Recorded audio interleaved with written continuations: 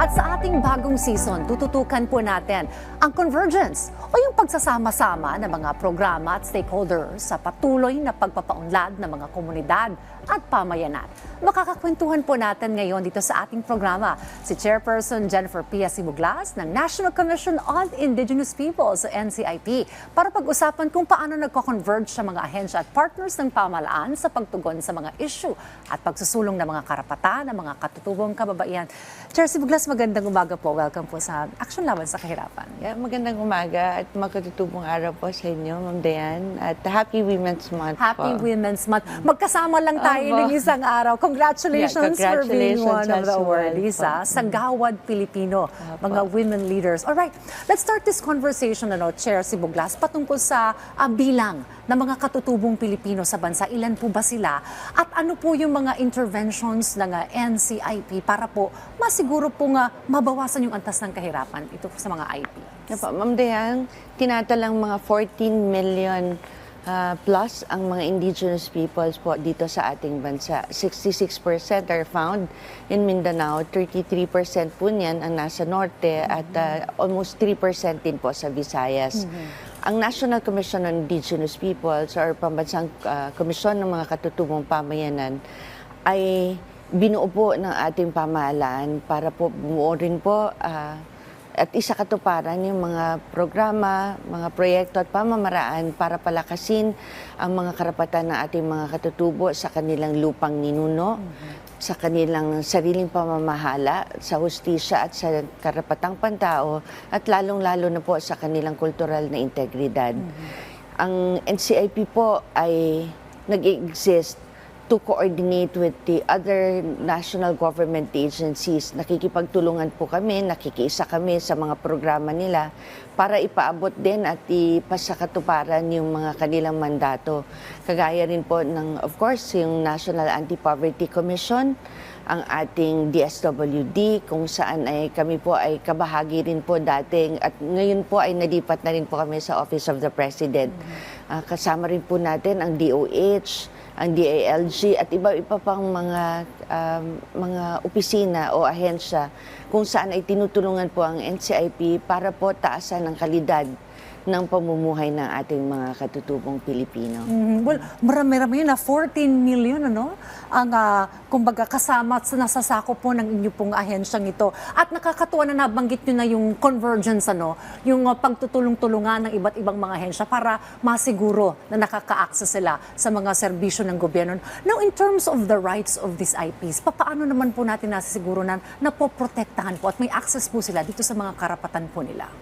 Dito sa ating convergence or coordinative efforts at pakikipagtulungan sa iba-ibang ahensya, nasisiguro po natin na napapangalagaan po natin sila dahil po ito rin po talaga yung mandato ng ating opisina na kilalanin, igalang, itaguyod at lalong-lalo na pangalagaan yung kanilang mga karapatan at kapakanan sa lupang ninuno.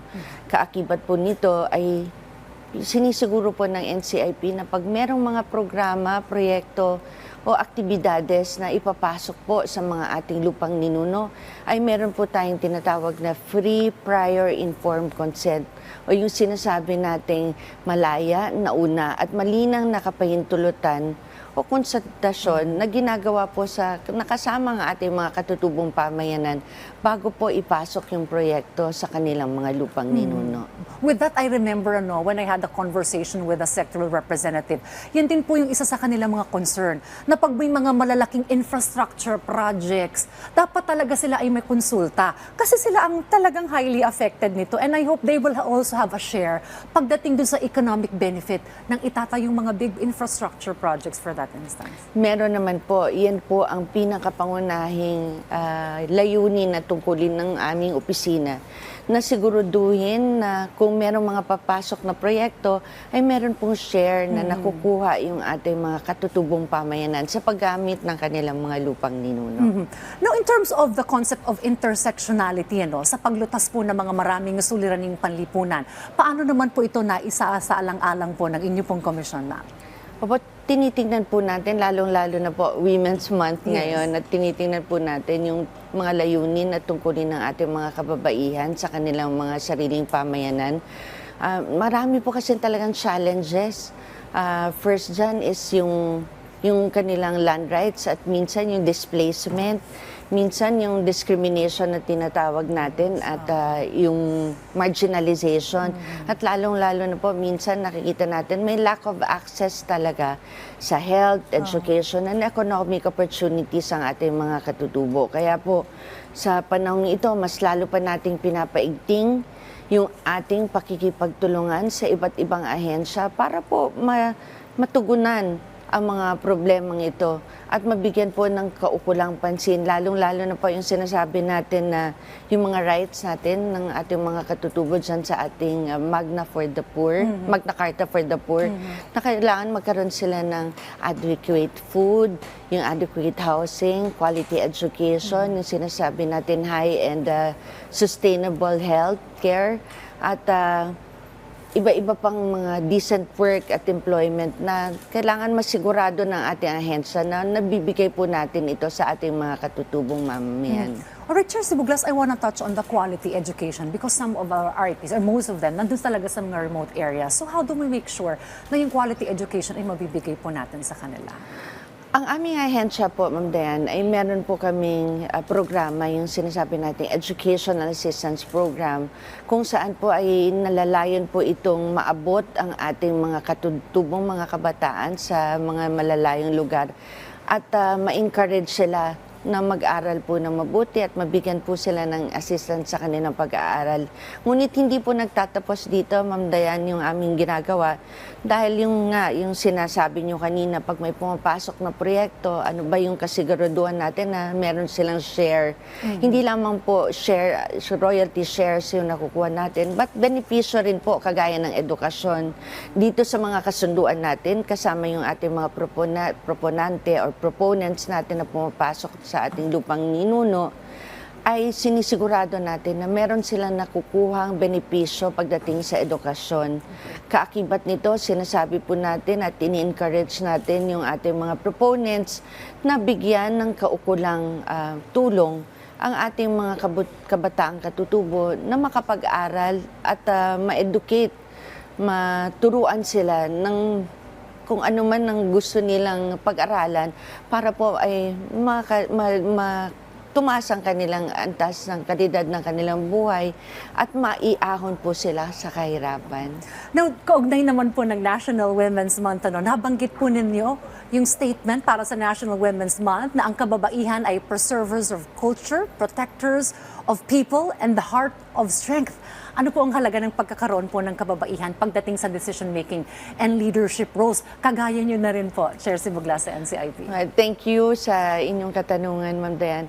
Ang mga kababaihan kasi natin ay nagiging sentro ng kalakasan ng isang pamayanang katutubo.